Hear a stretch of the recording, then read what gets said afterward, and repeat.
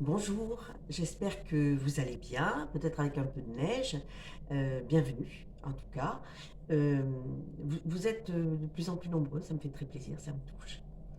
Aujourd'hui, j'avais envie de vous parler du deuil, pour vous expliquer un peu les étapes du deuil, aussi bien pour les personnes concernées que pour les gens autour, parce que c'est important. Hem, le deuil, il y en a plusieurs. Il y a bien sûr le deuil d'un être cher, très classique.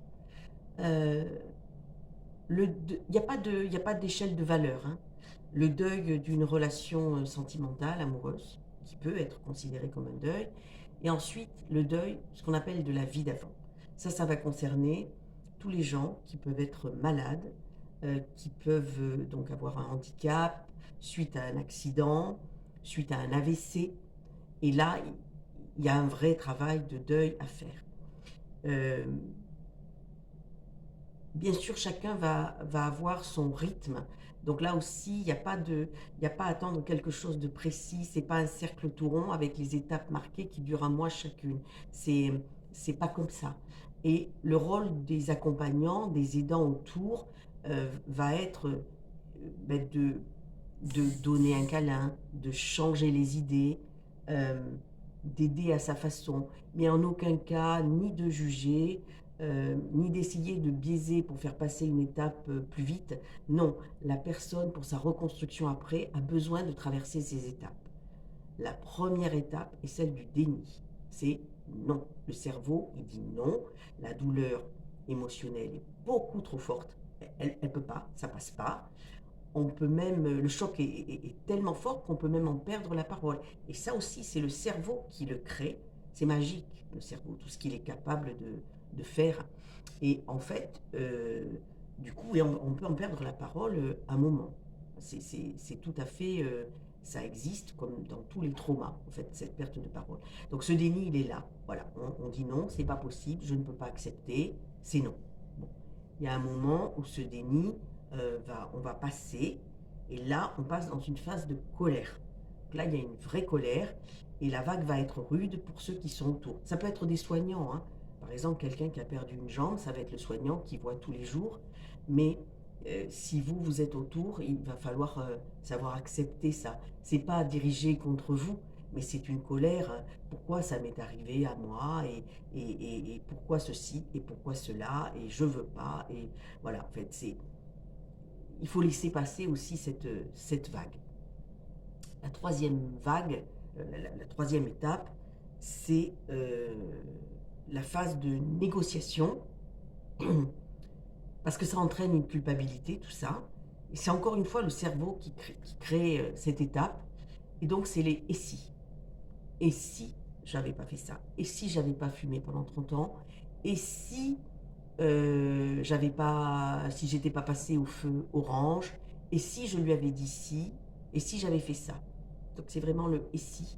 parce qu'on se sent coupable de tout ça, même vis-à-vis de soi, de l'autre, heu et donc du coup on essaie de trouver des réponses et puis on essaie de biaiser. Le cerveau toujours essaie de biaiser. Mais pourquoi? Parce que la douleur est encore trop intense. Donc il essaie toutes les solutions.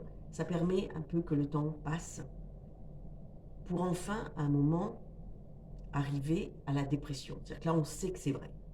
On sait qu'il va falloir, vivre avec ça, avec cette histoire et là, il y a des larmes, bien sûr, il y a beaucoup de tristesse, il y a un manque d'envie, plus envie de rien, plus envie de se lever et il faut passer aussi ça. Il ne faut pas essayer de résister, il faut vivre toutes ces émotions.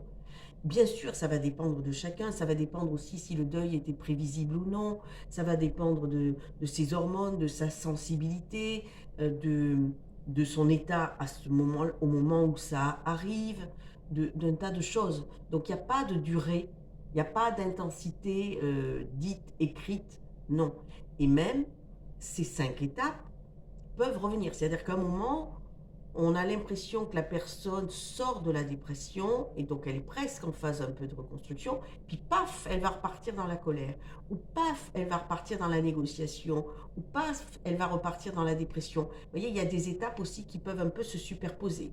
On peut être encore en dépression et en même temps en phase un peu de reconstruction. Donc il faut vraiment accepter tout ça. Ce qu'il faut savoir, c'est qu'il faut passer par ces 5 étapes. Ça, c'est une certitude. Et ensuite, se dire que on passe pas à autre chose. On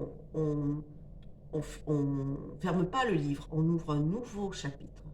On continue, mais autrement. Moi qui vous parle souvent de la résilience, c'est ça, c'est se reconstruire en disant, bon, je viens de vivre ça, il va falloir que je fasse ça avec, et je vais avancer, je vais me construire une autre vie, mais sans renier ce que j'ai vécu avant. Pas du tout. On continue, on se construit autrement. Voilà, je crois que je vous ai à peu près tout dit. N'hésitez pas à me poser des questions, par contre, euh, si vous le sentez. Euh, Quand vous êtes autour, respectez ces douleurs, ces différentes étapes. Quand vous êtes la personne concernée, respectez aussi ces étapes. Respectez-vous, respectez votre chagrin, votre douleur. Par contre, si vous voyez que ça dure de trop, la dépression, cette étape de dépression du deuil peut basculer en dépression classique.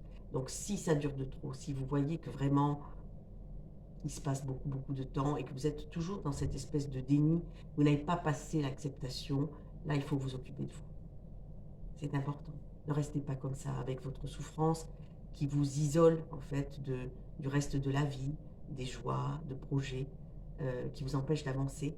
Donc consultez. Voilà. Je vous embrasse très fort et puis à la prochaine.